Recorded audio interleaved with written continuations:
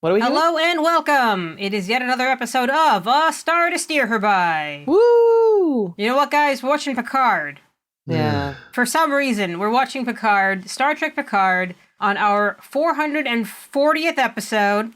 Woo, woo, woo, woo, woo. That's a lot of episodes, dude. Shit. It is a lot of episodes, but after that many episodes, you must know that this is Ames. This is Caitlin. This is Jake. And this is the emergency podcasting program. I look just like Chris, but I have a different haircut and a wacky accent. Cool. Neat. Wow, everyone's a critic. Shit.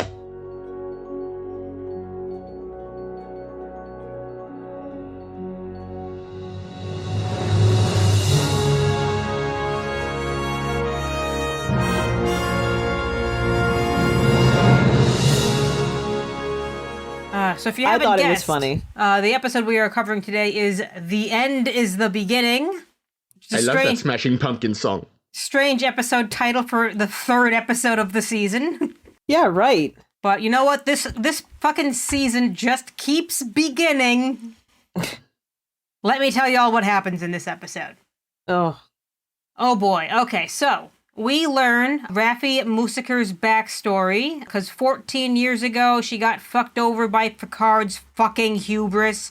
Sheer fucking hubris. And she turned into this tinfoil hat-wearing, snake-leaf-addicted, hovel-dwelling weirdo living in the Vasquez rocks and hoping for some Gorn to pass by to throw rocks at. But still, she still loves a good conspiracy theory, so she decides to tell Picard she will go ahead and find him a super hot pilot with a sexy ship, or vice versa. Yeah. So our sexy ship, our sexy pilot, would be Captain Cristobal Rios, the most deeply broken man in space. Which is saying something. Yeah, we can already tell he'll have some kind of traumatic backstory that we'll get to in a couple episodes. I can't wait. And his squadron of hologram crew members, all with his face, and I love each of them wholeheartedly. What must be wrong with someone to want all of their holograms to have their own face? Have you seen this man? Broken. The brokenest boy. I'd be like, yeah, I mean, I look forward to hearing exactly what is broken about him that made him this way. Why are you like this, Rios? Well, we're gonna find out at some point. For now, but not today. We have met two of his holograms. We've met Emil, the EMH, who is English, and Enoch, the emergency navigation hologram, who's Irish. Inexplicably Irish. Yeah, they're not Irish, but Irish. Irish. Meanwhile, back at the chateau, Romulans attack! Again. As they are wont to do. But Picard's butler spies are on the case, and they save the day. And Agnes helps, because she's here, apparently, and she wants to come along for a ride, because apparently some shady shit went down between her and Commodore O, and her derpy fucking sunglasses from earlier in the episode. They are pretty derpy. It's her Meta Ray-Bans. Back on the Artifact, Soji meets up with Hugh, whom we all know and love, and remember from Jake's old fanfic.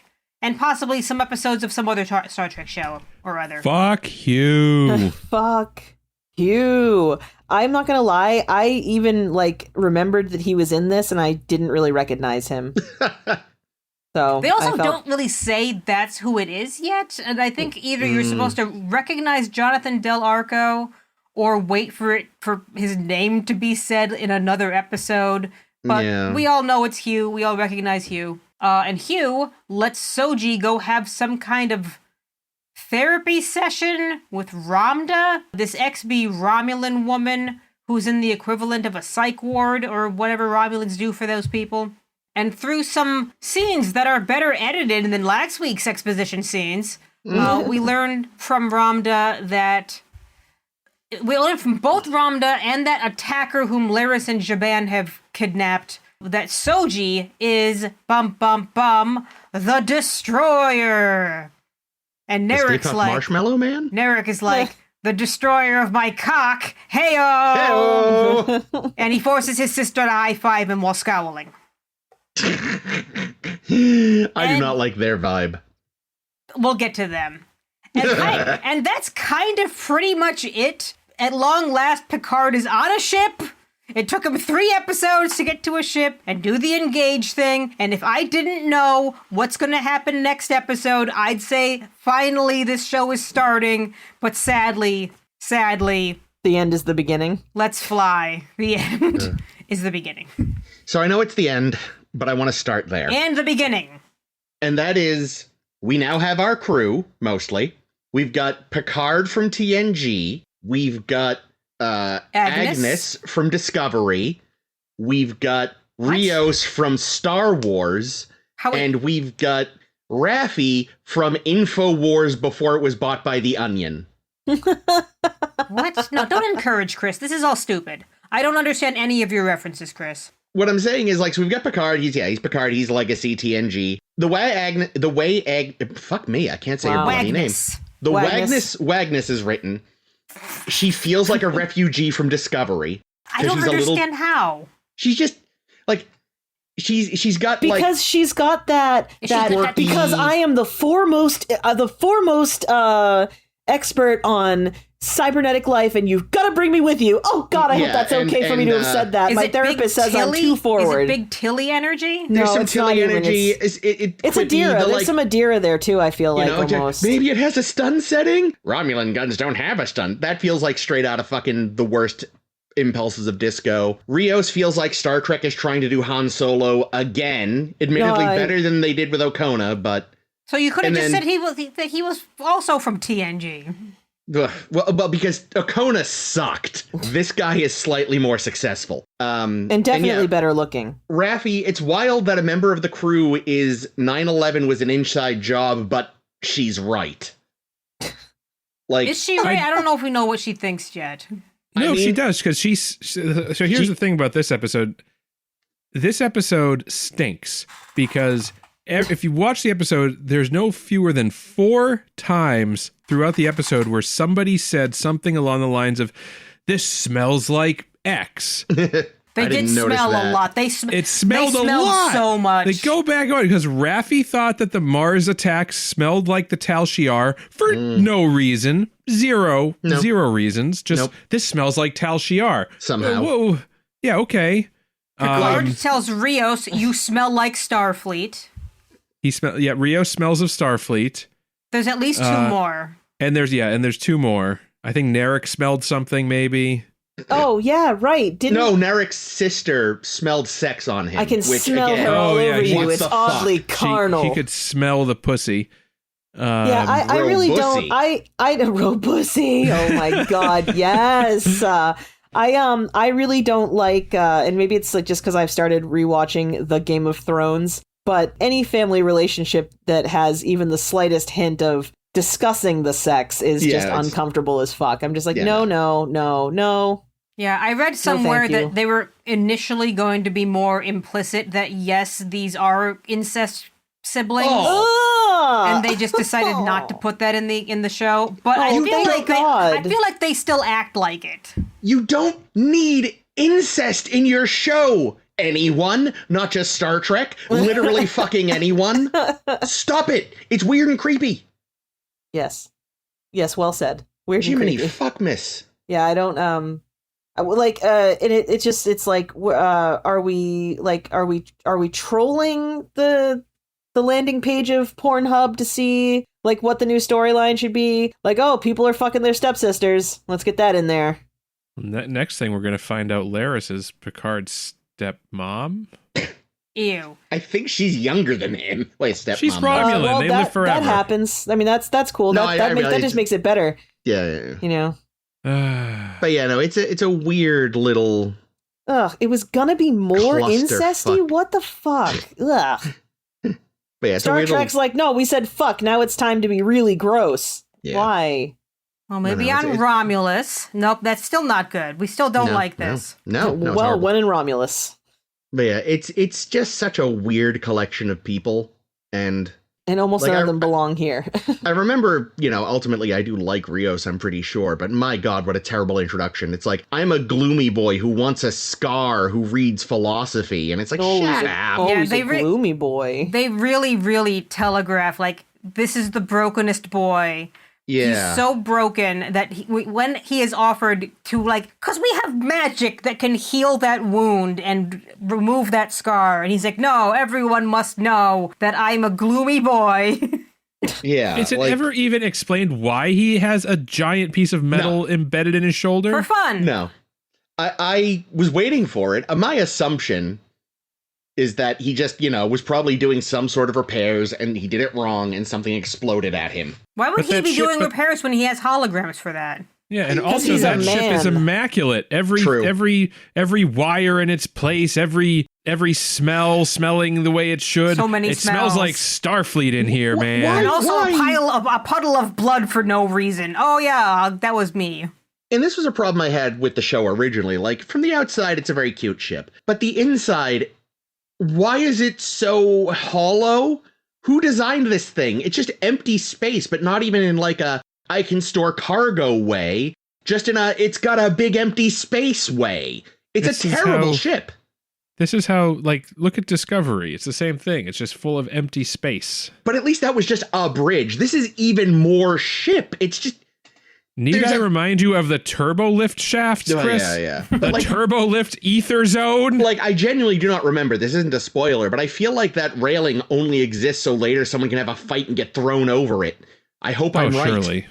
Like, okay, but can we get Tom Paris to direct it and make it the most awkward thing we've ever seen? Because if not, I'm not interested. Oh. It was Tom Paris, wasn't it? That wasn't a Frakes, right? It was a Tom Paris. I'm pretty sure it was a what's his real name? Robbie McNeil. Yeah. I think that's why I can't remember it. I can't accept an adult man whose name is Robbie. What about Robbie Coltrane? I don't even know who that is. He was an actor. He's dead now. He played Hagrid from the Holy shit, Potter. Hagrid died? A couple of years ago. Holy shit, Hagrid's name was Robbie? Yeah, really. That's getting to the real thing of it all. It's just not I don't know. I didn't realize he had passed. Yeah, a couple years ago now. I guess he was a big boy. A big sad boy. Well, I don't know why. I don't know. You know what else passed? A shitload of Romulans that attacked Chateau Picard, and they all missed Picard. They all missed. They're so it's because they were They're being so played by bad. stormtroopers. This fits with Chris's thoughts earlier. I feel like I really hope Picard himself didn't know about the number of guns his staff had stashed in the room. Well, doesn't he grab one off of in some concealed place? Like, he does? Oh, so he does know I'm sure about they them. all planted thousands of guns all over this vineyard. There are so many guns in that house. Well, here's the thing, though. They live in the middle of nowhere. There could be coyote or something. But you have a You don't need to standard, vaporize coyotes. but also you have a normal rifle you rack for these that. Coyotes? Not like guns hidden in holsters taped to your desk underside. This is like mafia shit. Oh, all right. Well, and for some reason, Agnes just shows up with a rifle. That was from one other hidden place outside on the porch. It's like when you go in, it's like, you know how some houses have like umbrellas by the door. Chateau Picard just has rifles. Agnes is like, oh, I guess when in Rome. Yeah, I think the idea is supposed to be that she picked it up from one of the guys they already narked, but we don't see her do that. But yeah, we don't see her do that, and also she so it's awkward. The attack happened in that room. In that room, and she shoots somebody from the hallway outside the room. So did she come into the room, pick up a rifle, leave the room, then wait until somebody was going in to shoot? She came with the rifle. She brought the rifle with her. That's Romulan the only rifle explanation. Somehow. Yeah, gave it to her after she commented on her great sunglasses. Yeah. Yeah, the sunglasses. What? Oh, it's because that's what it is. O must be mirror. Yeah, I was going to say, is she Terran? Is that why her eyes can't stand the light? She must be Terran. That's why she has to wear sunglasses. Now, do Terran Vulcans then not have the extra eyelids? Well, they must not. I mean... Well, that eyelid only closes in extreme conditions. If it closed when you were just out on a sunny day on Vulcan, nobody would get anywhere. Oh, fucking hell.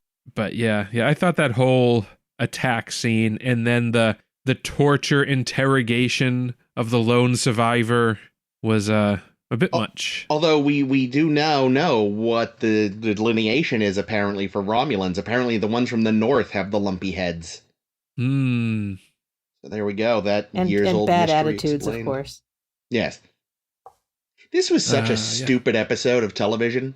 It was really bad. It is fascinating, though, that they decided to make an episode of Picard. It was very daring of them. Honestly, it's been fascinating watching even his first 3 episodes again, and it's like, the whole thesis of this show seems to be that Picard sucks.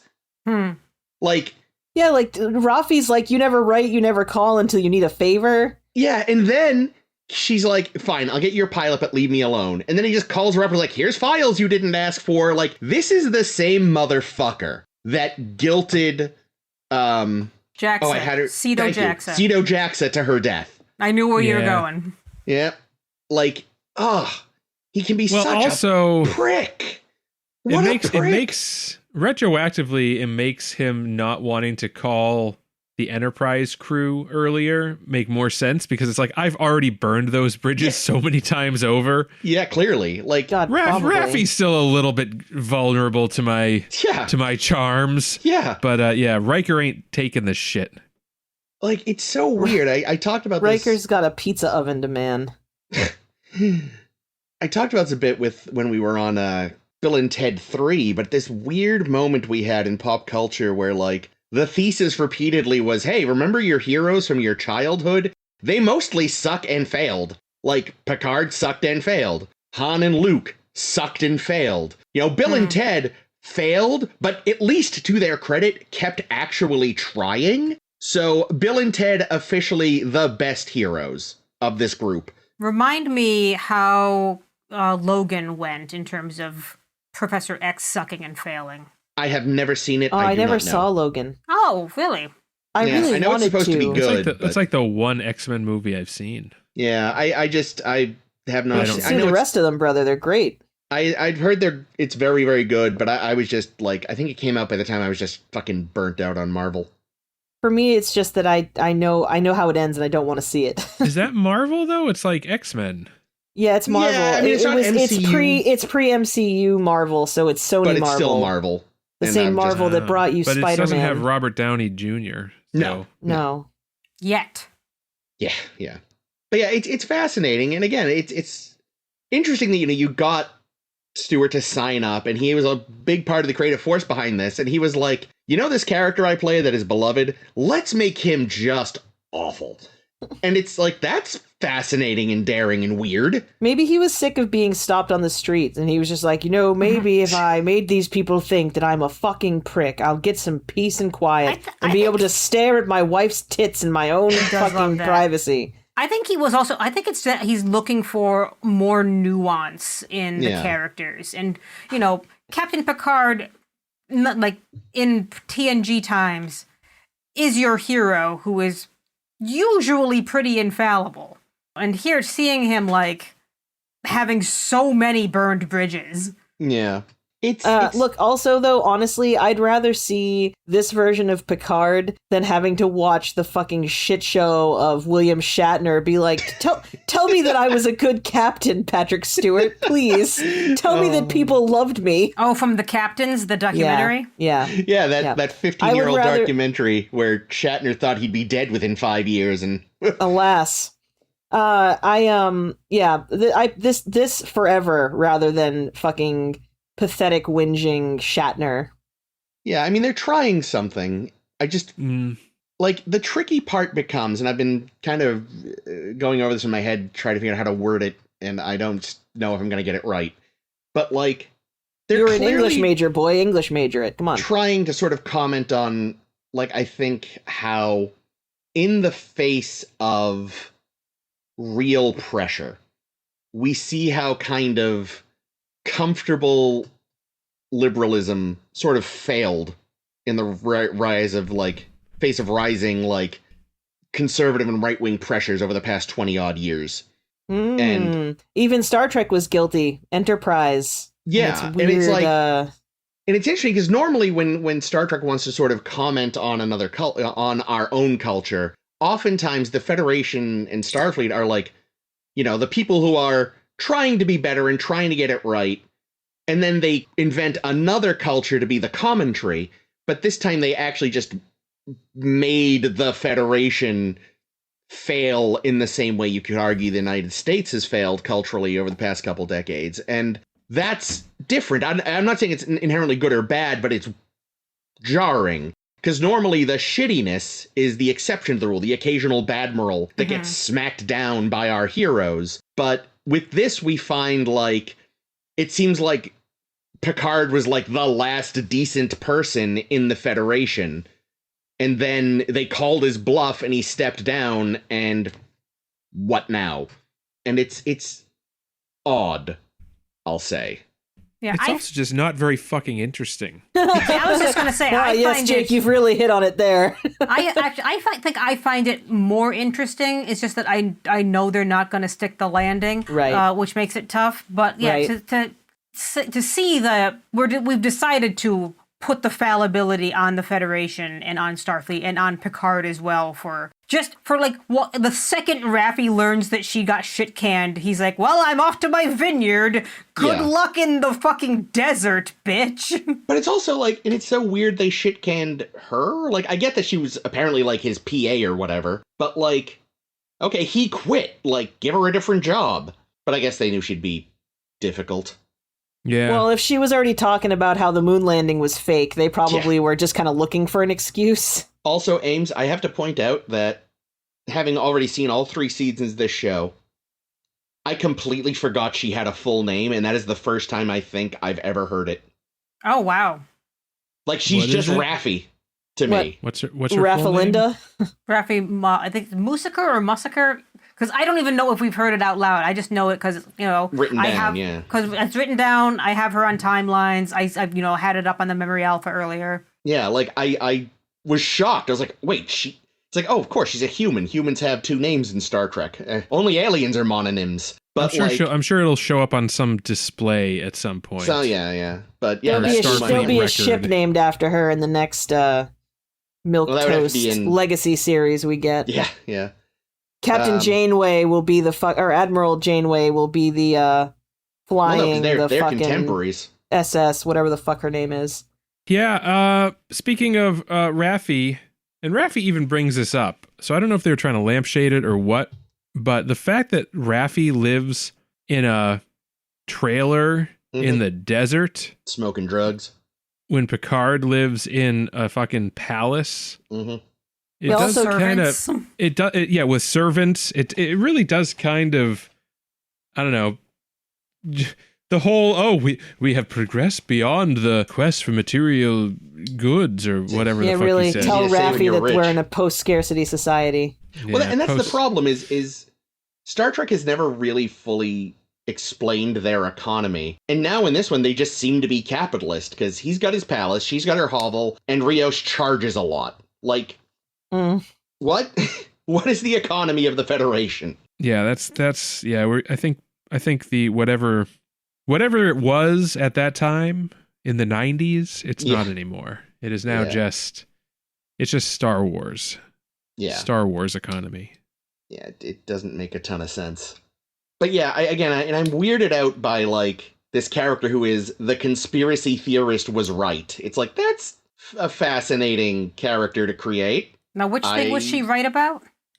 Romulans are everywhere. And fucking with everything. I thought you meant because she was the one that's saying like that Starfleet was behind the attack on Mars. No, because I don't think that's right. No, she said it smelled like Tal Shiar. She smelled it. That the Tal Shiar have agents within Starfleet and things that's like that. what she said. Yeah. Well, that's just obvious because there are Romulans everywhere. Here's what doesn't make sense to me about all this. Is like, why would you... Like, when I think of secret police, I don't think of them causing mass destruction. That's handled by other parts of your government or military or intelligence services. Like, not the... Like, the KGB pulled a lot of shit over the years. The CIA pulled a lot of shit over the years. And, like, yeah, they were behind some coups, but they were never behind, like, a massive attack of that nature. But this is Romulus.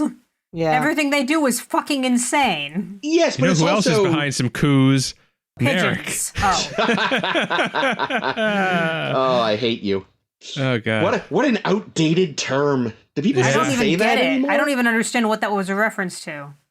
It's like an old mafia term or something for vaginas? Sex, vaginas, coos. Coos? Yeah, I've never heard getting this. some coos, I think. We it's might be really using gross. it wrong. It's I very thought- It's a really I thought gross coos way meant to like- talk about it. I thought it meant like a vagina or like a loose woman or something. Yeah, Maybe. probably. Either way, it's archaic as fuck. Yeah. I like anyway. my pigeon joke better. Yeah, I was Yeah, thinking probably. the pigeon thing myself, yeah. But here's the thing about Narek? the Tal Shiar, right? Like even though their motivation makes absolutely zero sense at this point, the fact that they did it by like reprogramming the fleet of robots makes it, I think, make more sense. It's more of a sabotage. That's true. That is. It's not like does. It's not like they launched a major attack themselves. They still like did it through. It's like the U.S. did with Stuxnet, where we destroyed all of Iran's nuclear things. Oh yeah, with the 20 thumb years drive ago. or whatever, right? Yeah, I just heard about this recently. I had You never no know, idea. Man. That was such a huge thing. We destroyed all their nuclear centrifuges by giving them a virus. I was just saying, like, imagine like just dropping off some thumb drives and then being like, let's see what's on these. Like, really? People do that all the time. It's That's insane. apeshit. I don't do that, and I don't have a fucking nuclear centrifuge. So Raffi isn't right because it's not the Tal Shiar. It ends up being the Zhat Vash, whom she didn't even know existed. What the Tal Shiar are the mask for, according. So she was almost there. Yeah, I thought the Zhat Vash were like a Subset, according to Laris.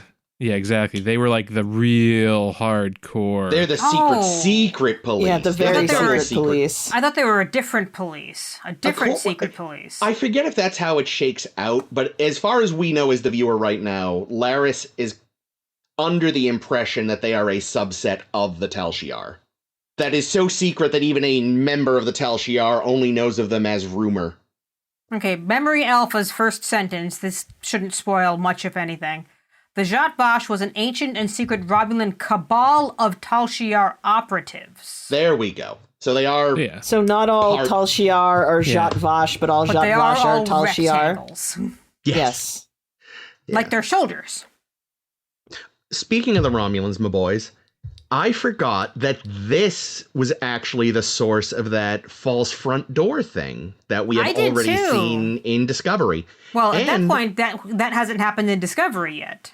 Oh, because that was season 5 Discovery. Right, that's what I mean. Like we've seen it ourselves as a podcast. Yes. Right. But at the time, we didn't go, oh, that was established in Picard, because we had all forgotten that fact. Yes, I definitely did. And also, I noticed that it is not mentioned on Memory Alpha, but I don't know how to update a wiki, so someone get on that. I think you just click edit. Their entry for the false door only mentions this episode. It doesn't mention the Discovery episode where it comes up. Yeah, I think if there were Discovery fans on Memory Alpha, they left. Because there are definitely plenty of things I was trying to find from Discovery that just were not there. Well, if I knew how to update a wiki, I'd do it, but I don't. And I'm too lazy to learn. I think you just click edit. Yeah. I think you just click edit. Yeah, you get an account, log in. You click edit. I find it interesting that we are at we're now 3 episodes into the show. And last week I said, oh, the first 2 episodes could have been condensed into 1. And this week I'm going to say the first 3 episodes could have been condensed into 1. Yeah, this episode could have been skipped entirely. Like, how many episodes are in this season? 10. Too many. There's 10 episodes. We're nearly a third of the way through. And nothing has happened yet. And like, nothing has happened. Thing. We've just left Earth. I mean, not the heroes have thing, just left. Yeah. That's... Yeah, but, this the good news is they travel really fast so they can make up for lost time. No, they won't. They won't. This could have been one episode, maybe like an hour 10 instead of an hour if they really wanted. This episode could have been an email. Yeah. This like, goddamn, motherfuckers. Speed it the fuck up.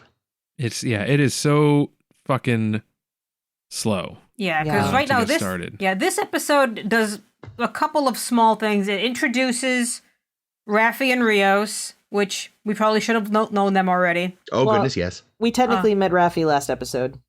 Yeah, for 2 seconds. In the last scene where all she did was say, "Get off my lawn." Oh wait, I don't have a lawn. It's desert. Get off my sand. Get off my pile of rocks. Off my sand. And the other thing it kind of starts doing that I'm fucking lost in is plant all these Romulan psych patient lore shit that I'm fucking confused by, because Ramda seems to think that mythology is the news, and Soji thinks that's cool, and I don't know what Soji's job is because she's acting like she's some kind of therapist. I thought she was some kind of scientist. Isn't she? But we don't know what. Maybe she's a sociologist or whatever the fuck Michael was. I think she said she was an anthropologist at some point. Everyone's an anthropologist. Michael Burnham was an anthropologist. Oh, is that what she was? Okay. I thought. What was she? I thought. You're right. Yeah, that's right. Which actually, and we didn't say this at the time, but it occurs to me, like, in Star Trek, shouldn't all anthropology be xenoanthropology? Like, well, unless you're specifically studying your own humans. race, a specific planet. I guess, yeah. Like if you're still if you're studying your own race, you're just an anthropologist, I think.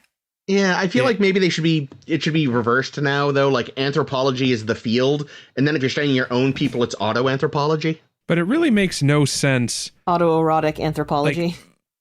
Like, so obviously, so Daj was a deep sleeper agent. Like, she had no idea that she was an android. Mm-hmm.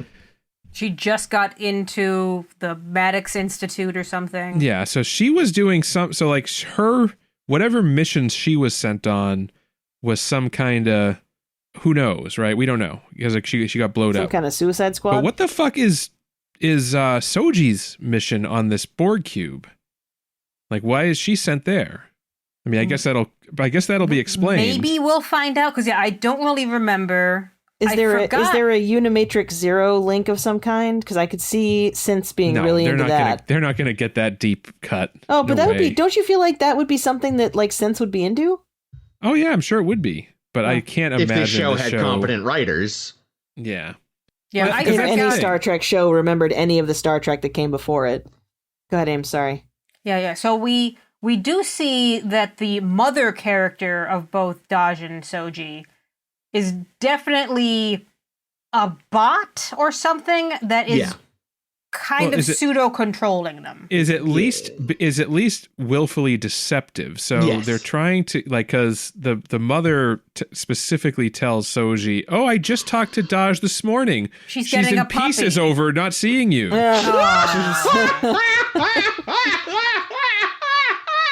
Oh my God. A new Chris laugh. There's always one. She's having a blast at her new job. Well, Jesus. Jesus, wow. She exploded on a rooftop. That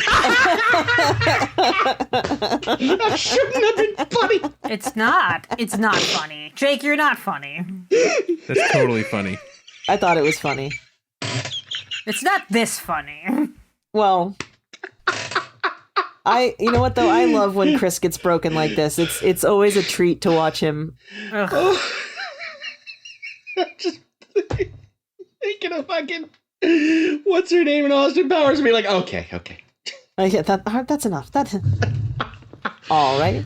But so whoever is controlling this, whoever the mother is, or whoever is programming the mother character, like, obviously there's something nefarious. It smells to me, and I know about smells. A lot of smells. It stinks. This stinks like Tal Shiar, but that wouldn't make any fucking sense because, like, obviously the Tal Shiar is trying to manipulate her or kill her, or maybe not, because they want to.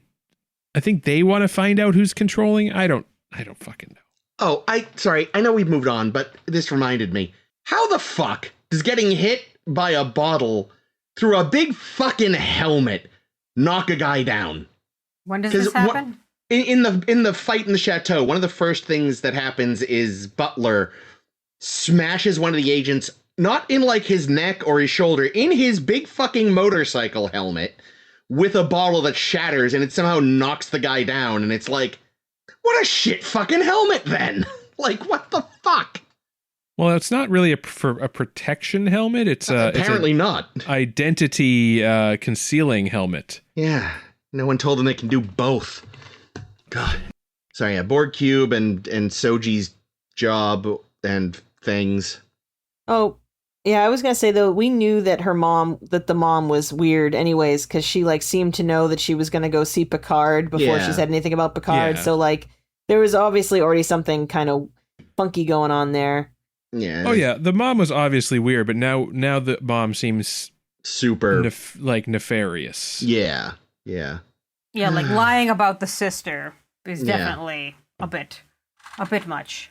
So yeah. So well, they probably don't want her to find out because it sent on. It would probably activate her if she freaked out. I mean, if it's like X-Men rules, you know, going through like a really hyper stressful thing, like shoots you off into mutantism, maybe.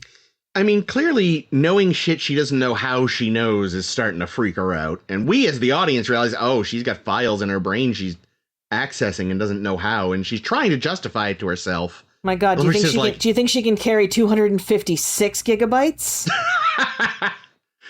But like, I loved when she was like, even Romulan sensors must mess up sometimes. And even Inara kind of looks like, no. No.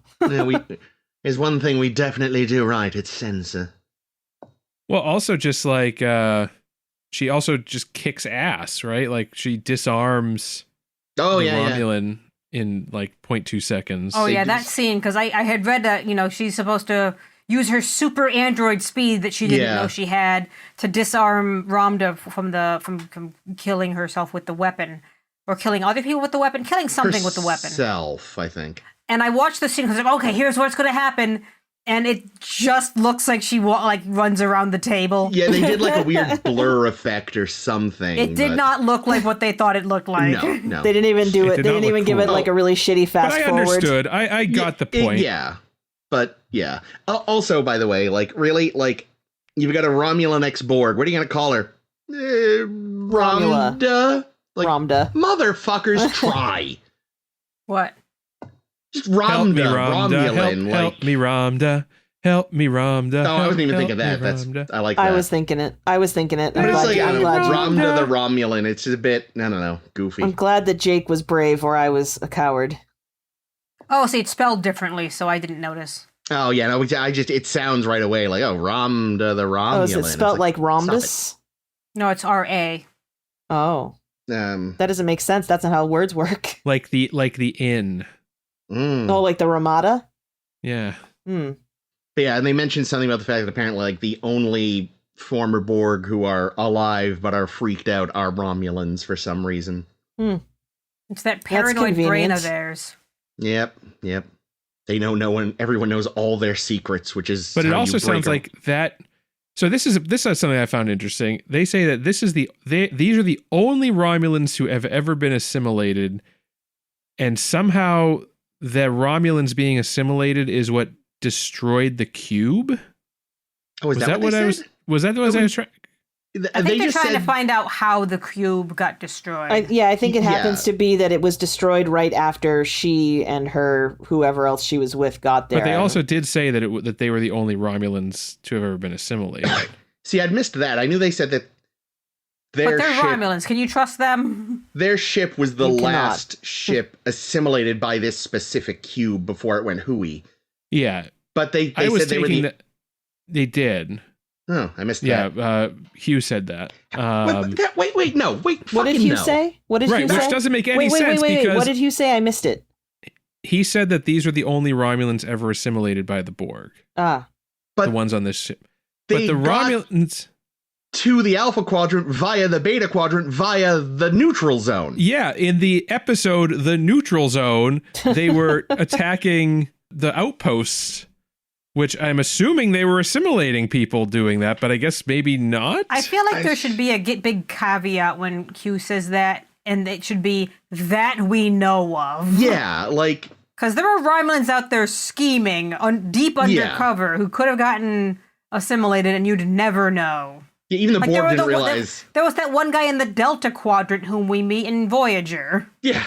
But is the implication that I thought what they were trying to get at was that there's something incompatible between Romulan biology and Borg assimilation, and like they assimilated some Romulans, and then their ship went to shit. I have to assume it's just because Romulans are so fucking paranoid and anxious that it just, like, the hive mind couldn't fucking take it. Janeway hears about this and is like, you mean I just needed to throw some Romulans at them? Damn it! This could have been so much simpler. That was a terrible Janeway. It wasn't great. I'm out of practice. It's been a while. Listen. It's okay.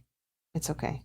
But yeah, I like to think that it was just the old Romulan paranoia that just exploded the Borg cube. The fact that their secrets are out now just causes a feedback loop. They're like, no, my secrets.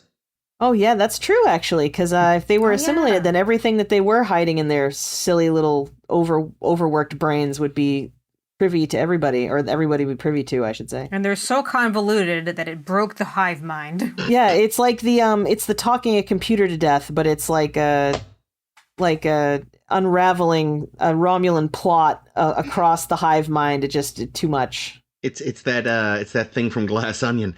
It's so stupid.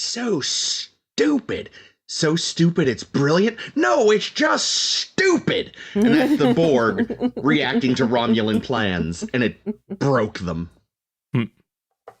What else happened? Anything? I don't even think this much happened. I don't know how we've managed to go on so long. We've been talking way longer than it deserves. Yeah, so, and like, I happen to know that even though it feels like our adventure has started, we're still missing two main characters that we haven't even met yet. It does. Oh, right, Doy. Important also to remember that the end is the beginning. Yeah. The beginning continues to be beginning. And Jesus Christ is taking forever. So yeah, I don't know if we meet them next episode or... I think one of them. I think one or both. I don't know. Oh, yeah, next episode is Absolute Candor, so I think that answers that question. Oh, God, it's the fucking... what are they called? Well, I don't know, douchebags? Well, we know what they're called. We know, but maybe people are watching for the first time with us for some reason. Yeah, but we already watched Discovery, and we've talked about it. But those episodes of Discovery came out after this season of Picard. Oh. Yes, but they also came out years ago compared to when we're talking about them, so... 1 + 1 + 2 + 1. So for all of our listeners who are trying to listen in specifically chronological order in terms of when things were distributed. Yeah, all of our hundreds and hundreds of listeners. Yeah, well, I'm assuming these are going to be some kind of secret order of possible Romulan space nuns. I don't know, but just a guess. But if it is, it's fucking stupid and boring. Ooh. Sorry. Bless you. Caitlin hates it too, you can tell. I'm so sorry. It's so bad I'm allergic to it, bro. Sorry about that. Yeah. Oh God, I'm not looking forward to this. It's just like, so basically, by the time we have assembled our team, we'll be halfway through the season and like that, and then the plot will start. Is what I'm guessing. That is how this season works. I specifically remember that's how this season works. And the problem with that is it's a 10-episode season which is like that's all we're gonna get from this story. Like they end, like it's a completed story start to finish in the season. It's not like you can amortize this investment of time because most of these characters aren't sticking around and the plot from this season isn't sticking around. So he should has a fucking plot. And is there anything else? So I hope y'all got attached to Narek. I'm already super attached to Narek. Although yeah, it's true. He's such the little sniveling jerk, but I love him anyway. In that when Soji is clearly having problems, and his response is, "Can you keep a secret? I think I'm falling in love with you." Is just pivot. She's prattling. Make her stop. It has huge, and I didn't think this. I think the first time I watched it, but last night I was like, oh my God, he's just the evil prince from Frozen. They're about to sing "Love Is an Open Door" together. See, I was thinking that episode of The Simpsons where Nelson kisses Lisa, saying, "This ought to shut her up. Wait a minute, this is kind of nice." Reminds me That's of like Narek. Narek is that kid that got his face painted, and they asked him what he was, and he said, "I like turtles." Why? That's not. That's I don't Turtle know. Boy. Well, actually, Turtle. I know. I don't know. He just seems like such a boob. You know what he reminds me of? He reminds me of fucking Toad from the Mario Brothers, but like a evil version. None of this episode is making any sense to me, guys. He kind of looks like he looks like Toad. He's got this Toad fucking hat. His hair is round. He looks a little like Hunter March from Emo Genius. I don't know what that is. Oh, it's a terrible game show. Hunter March is great, though. Yeah, Hunter March is fine, but he looks like Narek. Hold on, I have to look up Hunter Marsh now. Hunter I also think he March. kind of looks like Ben Whishaw. Hunter March? But Hunter March looks like a cartoon. Like if you were going to draw a cartoon nerd, you'd draw a picture of Hunter March. Yeah, no, that is exactly what Hunter March looks like. But he does not look like Narek. Because Narek is at least like weirdly cute. This guy is generically magazine attractive. Hmm. Yeah, okay, in that picture, he kind of looks like Narek. Do you ever, you guys ever have DoorDash deliver food to you? God, unfortunately. Are we pivoting to a new rant, Jake? I got a bit of a rant. Have we run out of so many things to say about this episode that Jake's trying to re-christen the pizza rant? This isn't a pizza rant. No, this is a pastry. It would be okay This is a if it sandwich was. rant. This is a sandwich rant, A sandwich and pastry rant. So have I'm you ever here had for it. DoorDash? I try not to, but on occasion. Well, so here's the thing, right? We're sitting at home the other night. It was late. Ames had a big breakfast. I had also had a big breakfast. I had dim sum with Caitlin, You had dim sum. see. So it was like 10 o'clock at night, but neither of us had eaten since the earlier meal of the day. Mm. And I was like, well, I'm getting a little hungry. I'm going to order a sandwich. It was like 8 o'clock. So I go on to, not the DoorDash app, I go to the Jersey Mike's app. 8 o'clock, the sandwiching hour. Sandwiching hour. We So I do go to the love a Jersey Mike's Mike. app because I know they deliver and they're pretty good. I recommend. And I place a delivery order. And Which they we don't do have all their the time. We do this frequently. They don't have their own delivery drivers. They have they outsource it to DoorDash. So I get a text message that says, "Oh, your Dasher is going to, you're going to deliver this order at this time." And you said, sure they are.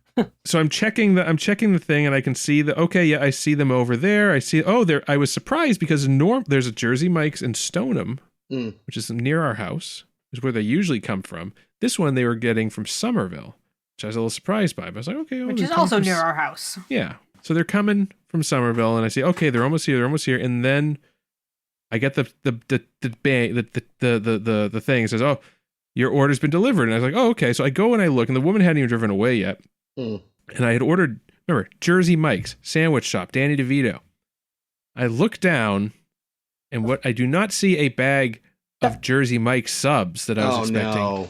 I see a box From of Mike's pastries. Jesus. What? And I'm like looking at it for a second. Then I pick it up and I look at the name and it says Sarah something. So I wave to the driver who was just getting back in her car and says, "Hey, hold on, this is the wrong thing. You gave me the wrong thing. I ordered. This is not my food." And she didn't speak English very well. She's like, "Oh, that's what she gave me. That's what the lady gave me." And I was like, "Well, yeah, but I didn't order from. You went into the wrong restaurant." Yeah. But it wasn't getting through. So she just like got in the car and drove away. She just fled. She fled the man questioning her. But then she texted me, the driver. She's just like, this is what the lady gave me. I showed them your order and this is what they gave me. And I'm like, oh.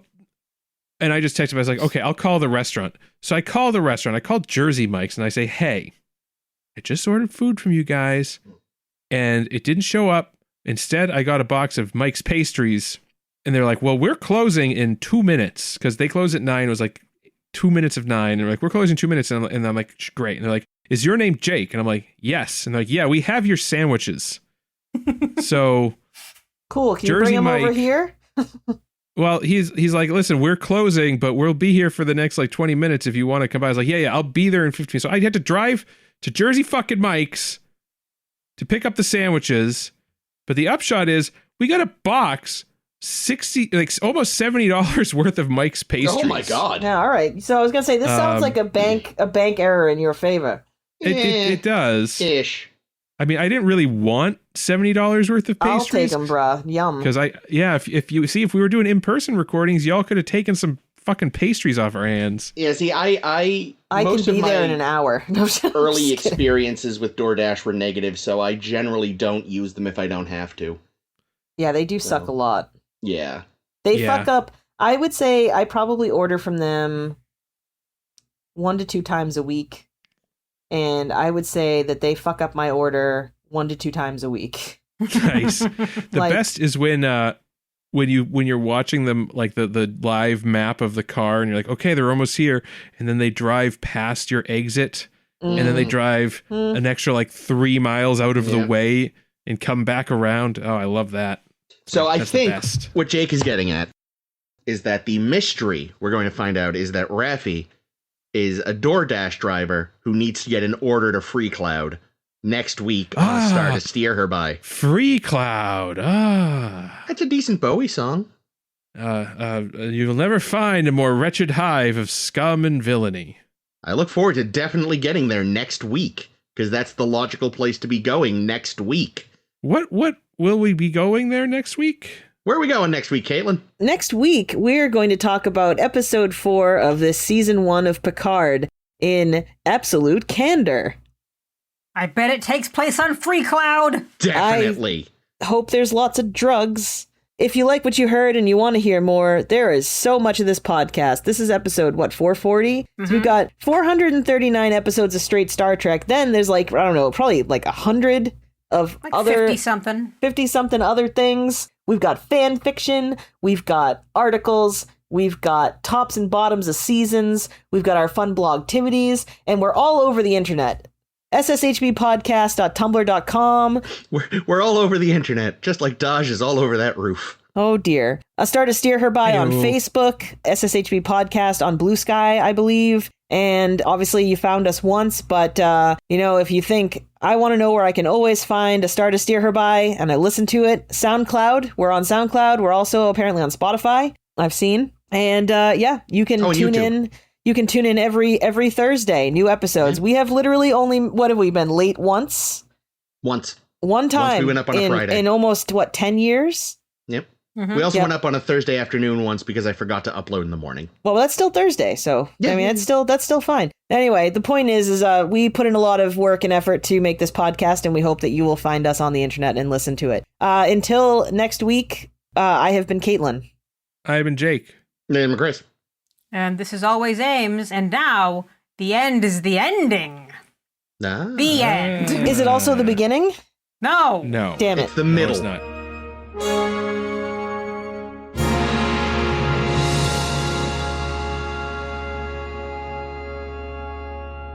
Fucking hell.